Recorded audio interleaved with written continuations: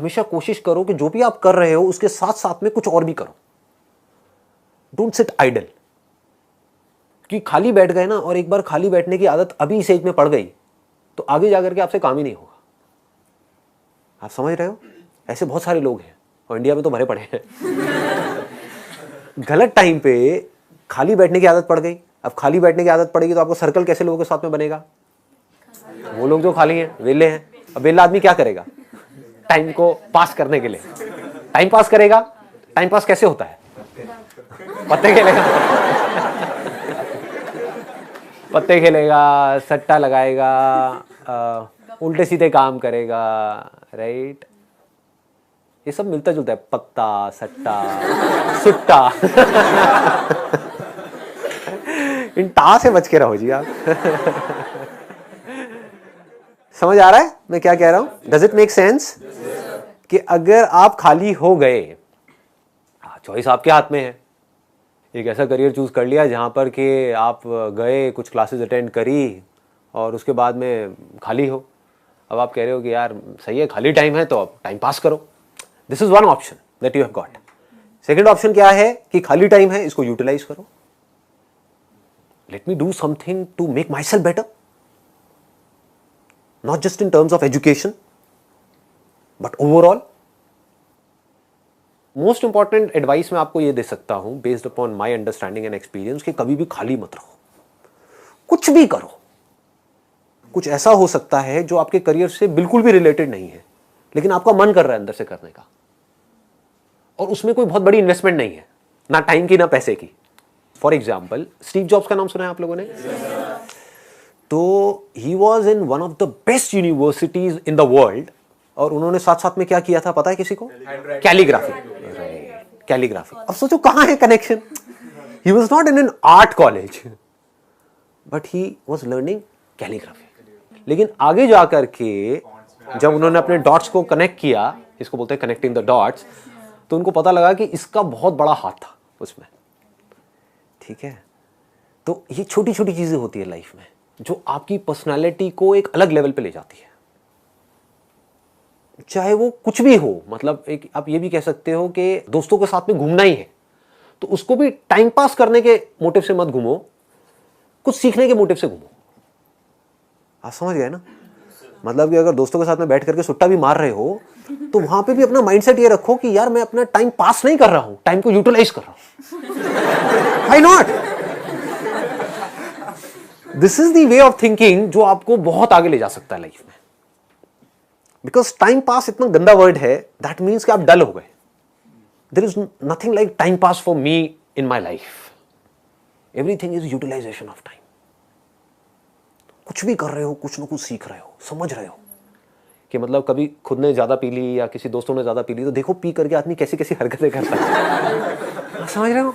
और उसकी वजह से क्या गड़बड़ होती है, कभी डंडे भी पड़ सकते हैं, कुछ भी हो सकता है। तो उस समय भी उससे भी कुछ ना कुछ सीख लो।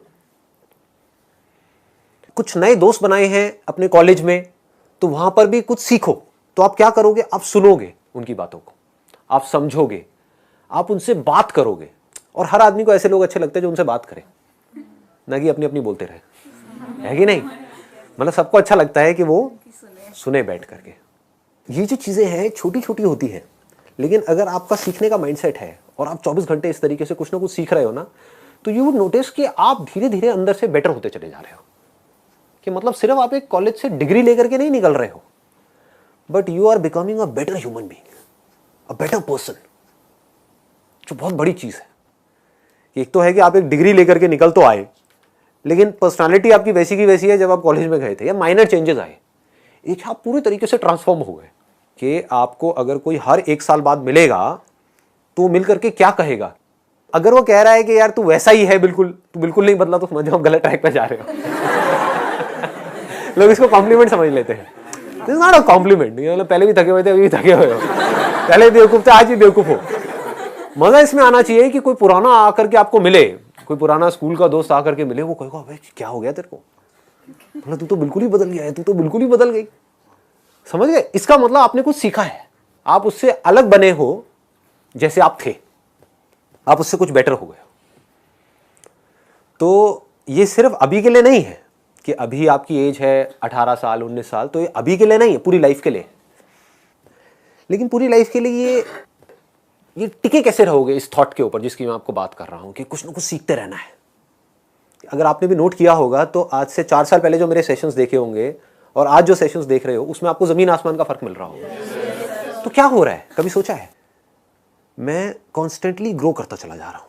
मतलब आप अगर मेरे को अभी मिल रहे हो, अगर अगले 6 महीने बाद मिलोगे तो you would find a different person. कुछ लोगों को इसमें थोड़ा अनकंफर्टेबल भी लगेगा, वो कहेंगे यार ये तो कल कुछ कह रहा था आज कुछ कह रहा है, अरे मैं बदल गया भाई। समझ गए ना? That means I am growing, मेरी अंडरस्टैंडिंग बढ़ रही है। आई एम नॉट स्टैग्नेंट, मैं रुके हुए पानी के जैसा नहीं हूं जिसमें काई जम जाती है। मैं बहते हुए पानी के जैसा हूं, बह रहा हूं, बड़ी तेजी से बह रहा हूं, 24 घंटे सीख रहा हूं, समझ रहा हूं। ठीक है, तो मोस्ट इंपॉर्टेंट यहां पर, अगर अभी तक मैंने जो कुछ भी कहा उसको अगर मैं समअप करूं तो मोस्ट इंपॉर्टेंट बिजी रहना है। अगर आप कोई भी ऐसा काम कर रहे हो जहां पर आप कुछ भी सीख रहे हो, चाहे वो काम थोड़ा सा गलत भी है दुनिया की नजर में, क्योंकि करोगे तो वैसे भी लेकिन अगर सीख रहे हो तो वो गलत काम भी सही है। गलत काम क्या है मुझे बताने की जरूरत नहीं है, आप लोग ज्यादा अच्छे से जानते हो। बहुत तरह के गलत काम है इस दुनिया में। गलत काम भी अगर आप एक लर्निंग एटीट्यूड से कर रहे हो कि मुझे सीखना है and I need to grow out of it, तो वो अच्छा है।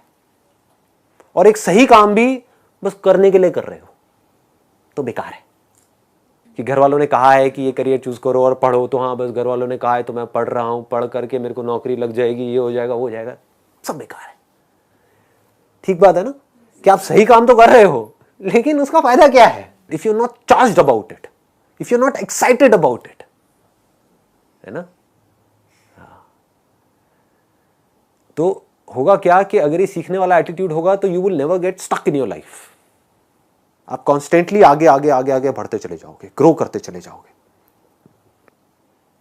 खाली बैठने से अच्छा है कि कुछ आप बेकार का काम कर रहे हो।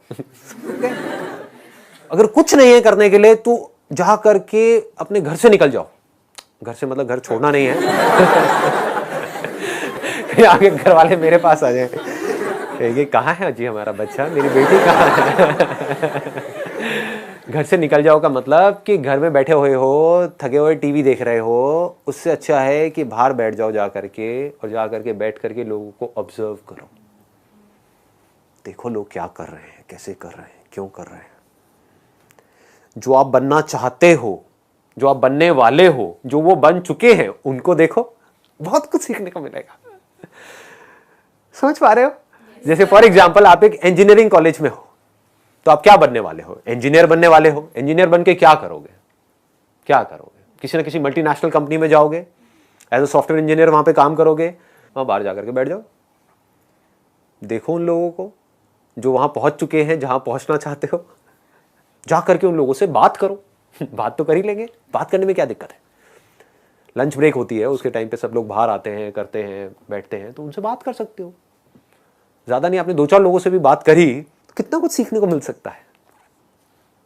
उनको बताओ कि ऐसे ऐसे मैं यहाँ पर हूँ, इस कॉलेज में हूँ और मैं आगे जा करके कुछ अच्छा ऐसा करने का सोच रहा हूँ, तो I just want to learn something from you, can you share something out of your experience to me, it would be really helpful for me. सोचो, तो उनसे बात करके आप जो सीखोगे, क्या वो छोटी चीज होगी? बहुत बड़ी चीज हो सकती है। तो यहां पर क्या हो रहा है, आप एक तो बिजी हो रहे हो, दूसरा आप सीख रहे हो, कुछ कंस्ट्रक्टिव सीख रहे हो। तो हो सकता है उनसे बात करके आपको आइडियाज मिलेंगे कि जो तुम कर रहे हो सिर्फ उससे कुछ नहीं होने वाला, साथ में ये भी कर लो।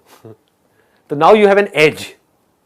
मतलब आपके कॉलेज में जो हजारों बच्चे हैं और आप हो, आप में और उनमें एक फर्क आ गया, क्योंकि अब आप कुछ ऐसा कर रहे हो जो वो नहीं कर रहे।